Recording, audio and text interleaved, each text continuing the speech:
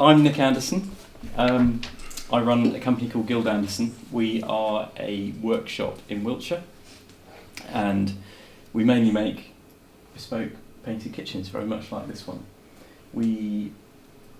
I guess we inhabit at the upper end of the market. We're middle ground, so we have the advantages of being fully bespoke, unlike some of the bigger names like Mark Wilkinson, Smallbones and so on. But because they've got very big marketing presence, we're able to come in at a slightly lower price point, which is quite compelling for clients. So we pick up people who have gone to the big names and they have decided, look, this is not for me. I realise I'm paying for these showrooms that are very expensive. So we pick up some interesting people. They're not brand focused. They tend to be a bit less egotistical, and they want a really good product.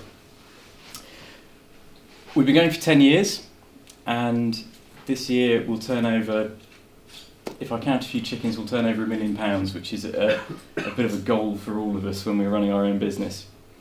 And we have 10 employees, 6 are in the workshop and 4 in the office. So I've been asked to talk about setting up a workshop, which is the practical side of what Matt's been talking about. So how do we get sales in? How do we turn it into a product, and how do we get it out successfully? And when I started writing this talk, I thought, if I was embarking on my career in this business, what would I want to know? And it's really, where have I gone wrong?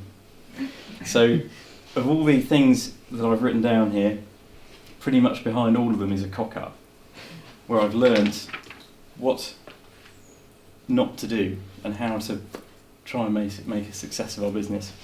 So there we are, it's my beautiful team in a suitable workshop-like environment.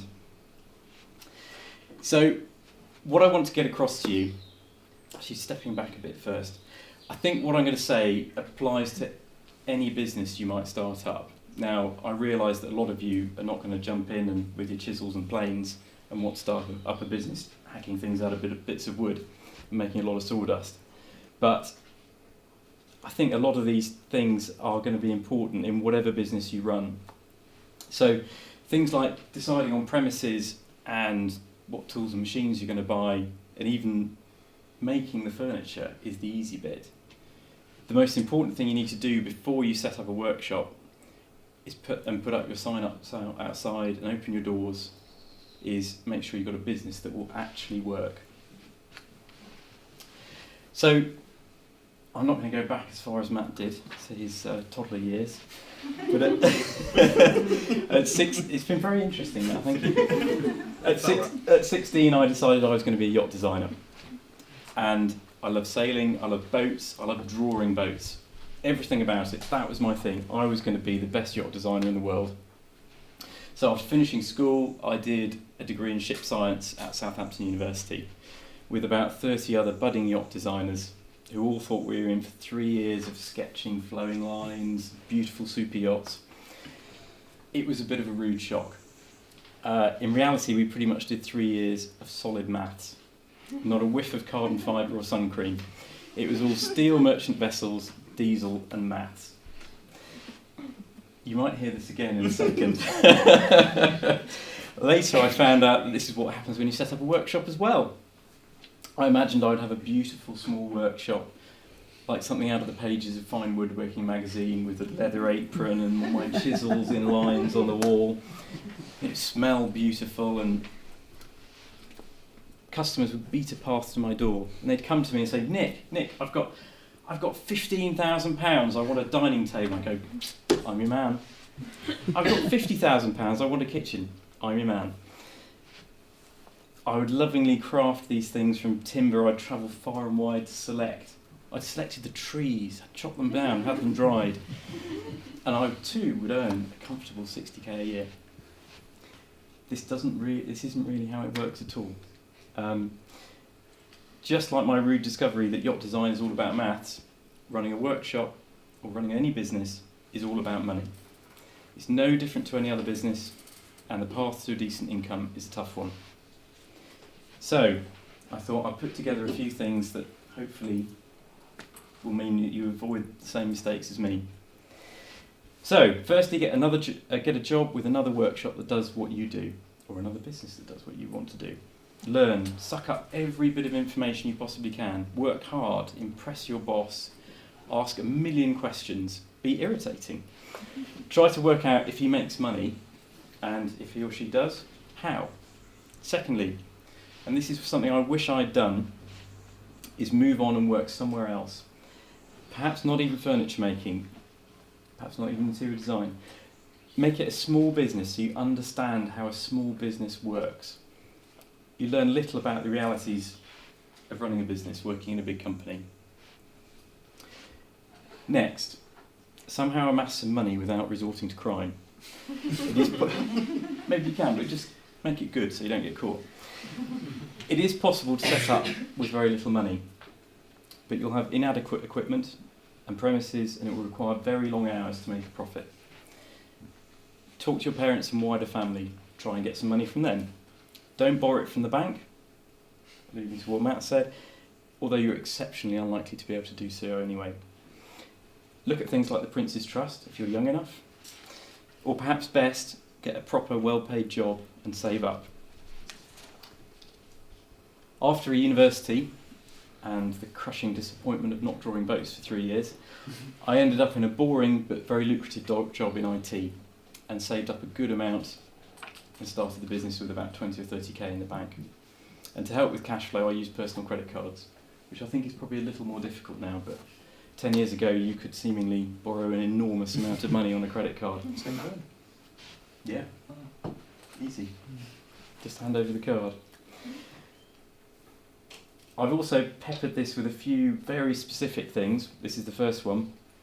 Set up as a limited company straight away. If it all goes wrong, then you don't lose your shirt. There's, as far as I can see, no reason to ever be a sole trader. This is my first workshop. Search on eBay for equipment. It's an old cliche, but whatever you buy the best you can afford. For example, this is very, very specific to woodworkers. For example, if you buy a combination planer, thicknesser, saw, spindle moulder, it's very space efficient and seems great value at first. But then when you get a big order, you'll be cursing having to change over between functions. And as soon as you get an employee, only one of you can work on it, which is crazy. I still have original machines that I bought in the first place where they were good. Still saw. Done me very well for a long time. But everything I bought that was too small or too cheap or too old has had to be replaced. This is another little specific one. I think if you can, talk to your accountant, buy things like machines personally. Then, if the company goes bust, you don't lose them, or at least you're less likely to lose them. I know it's a bit depressing thinking about going bust, but everyone has a few close calls, and you want to be in a good position in the event that it might happen. This is because we've all just been through the toughest times of our life. Yeah, yeah. It's been the nastiest recession since 1930. And every small business is very vulnerable to cash flow issues, and I never really understood it until it actually happened. And basically it means you've got £50,000 worth of bills due today, and you haven't got £50,000 coming until 3 weeks' time. What do you do? So, look at that. It is kind of what I thought it would be, actually. Kind of lots of sawdust. That's because the extraction was rubbish. A few figures to set out the lay of the land. Let's say, modestly, I hope you need an income of 40 grand. I think this is a reasonable minimum. If you're the main breadwinner, you need to buy a house, keep your partner happy, be able to get married, have children, run some cars, go on holiday. Realistically, a furniture making business in the early stage, with the advantage of cheap premises like we had, and relatively cheap machinery, probably no employees, will make about 20% profit and director's wages, basically what the owner takes home. So, to make your 40k, you've got to turn over 200 grand.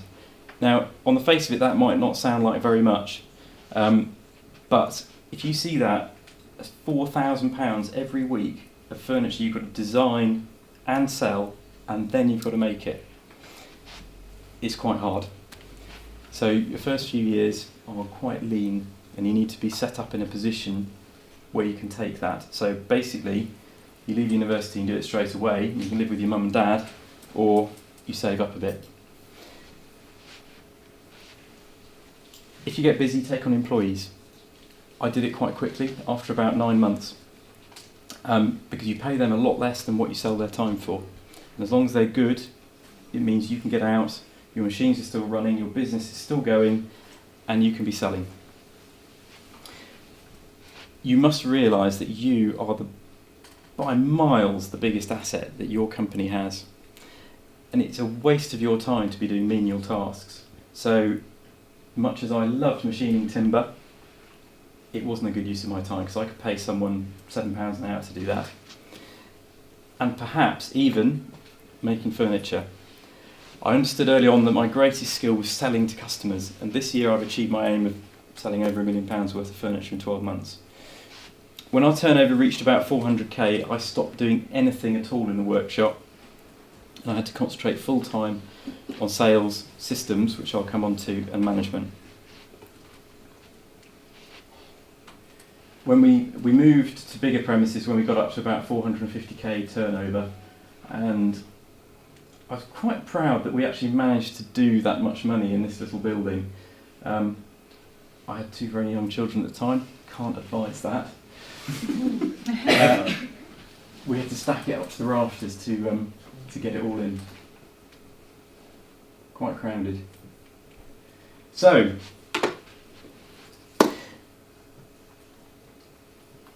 this is one we moved to about 5 years ago, and we're still there, and we've now grown out of this.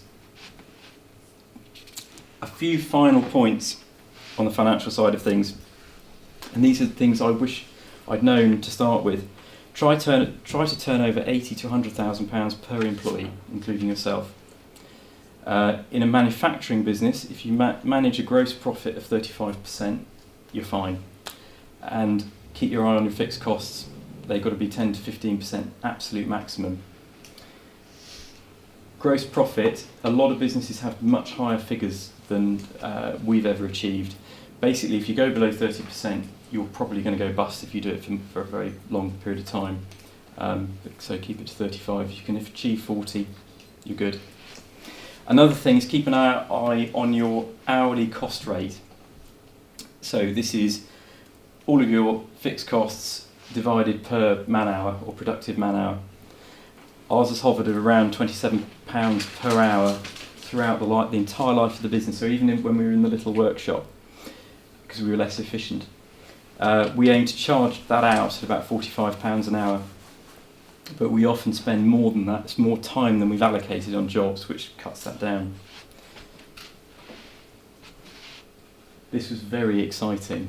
It was very expensive. I was writing a lot of cheques, but creating a proper workshop was from scratch, was in a brand new building, was quite a lot of fun. It looks empty then. Doesn't look like that now, does it? It's a bad week. I do remember when it was like that. That was right at the start. It now looks more like that, and we haven't got enough room. So, the single most important thing about your business, apart from you, is marketing. Which actually means, it seems like it's a bit of a wishy-washy term. My dad was in marketing. People ask me at school what my dad did. Marketing. What's that? It actually means finding people who will buy your product. Matt and Alex in particular will talk about it more, but we can't stress enough. This is it. This is what your business is about. Everything after the marketing and then the point of sale is just a cost, and you've got to minimise it. Sounds very unglamorous, doesn't it? Once you have the right customers coming to you, then making the sale itself is not too difficult. They need to be prepared that they know what you're going to cost, and they know what you're going to do for them, and they know that they're going to be happy with what you do. It took me a long time to realise I needed work to come into the company from multiple sources. much as Matt said about private customers, you need your work coming from multiple sources so you can keep your workflow even, because fluctuating workflow and hence income is very dangerous to the small company. We have projects coming in from private customers, interior designers, architects, other kitchen designers like Matt, and we do CNC subcontracting for even engineering firms.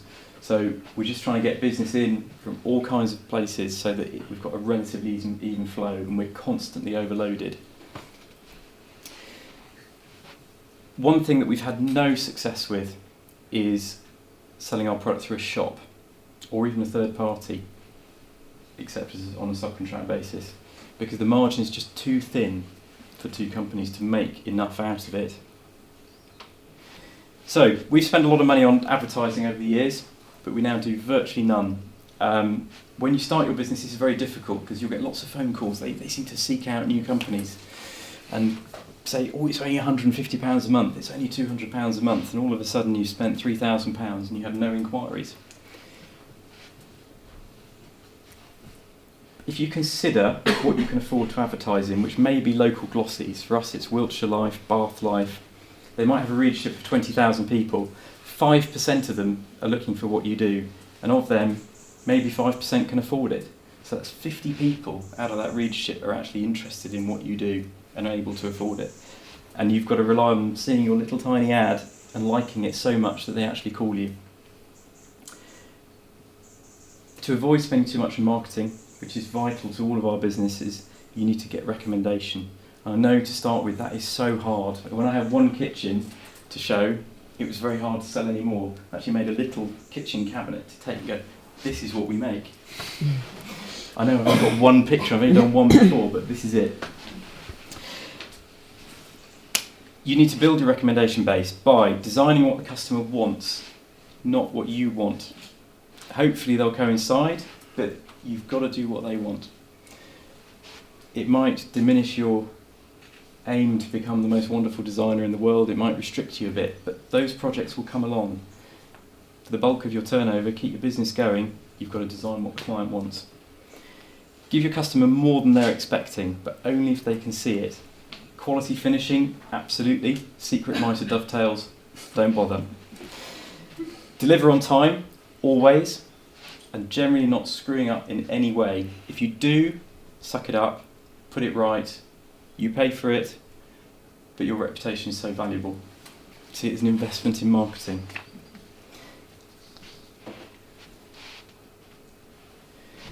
This is our Whizzy CNC machine. One of the great things about running workshops is you can buy great toys. This does the work of two men. It's fantastic. I know there are two men on it, there's normally one. It's all for the photo, for effect.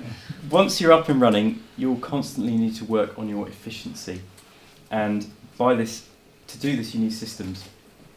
By which I mean a defined way of doing things.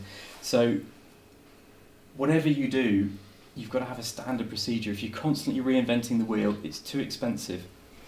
So you'll need systems for keeping track of your customers, design, production, ordering, quoting, project management, which is a biggie, financials, which you can get other people to do. You guys are really lucky. As Matt said about AutoCAD, I learnt AutoCAD on a green screen. You had to know all the F keys and control stuff, and I don't know, barely even had a mouse. Now software is amazing, it's so capable, and cloud-based software, there's just so many different things out there. I'm not going to go through it now, but if you want to know what we use and what I'd recommend, then email me afterwards. One thing you have to master is Excel. I think it's absolutely vital to any small business. You know, there's so much you can do on it. So we do everything from project planning through to calculating the size of every single part and even feeding through into the CNC machine. You're still using Smartsheets? Yeah. Yeah, for prospect lists, which is an online spreadsheet. It's very, very useful. Again, chiming with Matt, get a mentor. This is someone who, it's lonely at the top of a company, even though it's little. Even when I was on my own, it was still a lonely job. You've got to have someone to go to, and a mentor doesn't necessarily have to come from your business. They just need to be experienced. It's better if they're not from your business. I would say so. There are lots of local or regional business advice bureaus which are run by ex-CEOs or ex-heavyweight business guys who want to give something back. Mm. And I have one who comes into me. He's a couple of £100 a month. He does 3 hours a month with me on a Thursday, and unbelievable. Just what somebody can do, and take you away from the coalface, and make you think about what you're doing is incredible. Well, when you start your business, your friends and family will be so supportive. Everyone will be so supportive. You're doing wonderful work. It's brilliant. It's the best thing I've ever seen. It's amazing. And you're not. You're making cock-ups left, right and centre. You just need to be told that. And that's what a mentor person does. They come in and they're going, well, why are you doing that? That's ridiculous. That's not going to make you any money. It's just going to cost you money. You need that person. You need that guidance. Always have a business plan. I just plan for the next 12 months. I don't worry about financial stuff. It's just too complicated and it never comes true. Next 12 months, some constant longer term aims. The only financial targets I set myself are turnover and profit. And then you set yourself a to-do list of how you're going to get there. I'm going to give you 2 books to read. I've read a lot of business books. Everyone has their favourite business books. There's one called The E-Myth by Michael Gerber. It's quite old, but it's more of a how-to manual on how to set up a small business by someone who's done it. And I only read it recently and I thought, God, I did that and I did that and I'm doing that right now. The other thing is Getting Things Done by David Allen.